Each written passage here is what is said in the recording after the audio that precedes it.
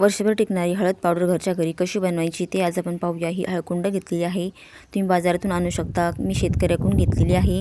आणि आता ही वाळवून घ्यायची आहे आपल्याला छान कडक उन्हामध्ये। आणि अशा खलबत्त्यामध्ये आता ही थोडी थोडी घेऊन कुटायची आहे, म्हणजे याचे तुकडे करायचे आहे, तेव्हाच ते गिरणीमधून दळले जातात, तसे दळले जाणार नाही।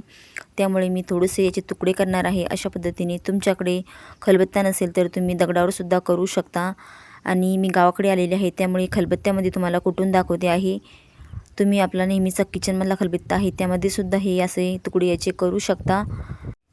आणि हळकुंड वाळले असले तरच हळदसुद्धा वर्षभर टिकते आणि बारीकसुद्धा लवकर होते। ताटामध्ये तुम्हाला दाखवते मी किती बारीक केली आहे मी ते। अशा पद्धतीने आपल्याला तुकडे करायचे आहे आणि तुम्ही पुन्हासुद्धा एक ऊन देऊ शकता, म्हणजे छान असं हळद पावडर आपली तयार होते। आणि संपूर्ण हळद मी अशीच बारीक करून घेतलेली आहे खलबत्त्यामध्ये।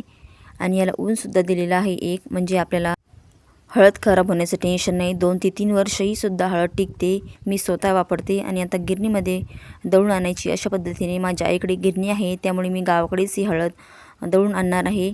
आपण छान उन्हामध्ये वाळवून हळद तयार केल्यामुळे काय होतं, चाळायची सुद्धा आपल्याला गरज पडत नाही।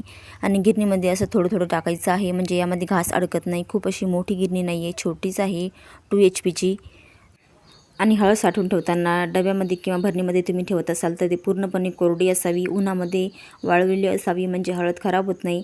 आणि आपल्याला जे वापरायची असते ती नेहमीची ती छोट्या डब्यामध्ये ठेवायची आणि तो डबा व्यवस्थित झाकण लावून ठेवायचा, म्हणजे हळद अजिबात खराब होत नाही।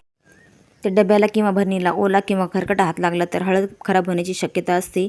आणि आता ही आपली हळद पूर्णपणे दळून झालेली आहे। आता एका भांड्यामध्ये तुम्हाला मी काढून दाखवते। छान अशी एकदम पिवळी आपली हळद तयार झालेली आहे।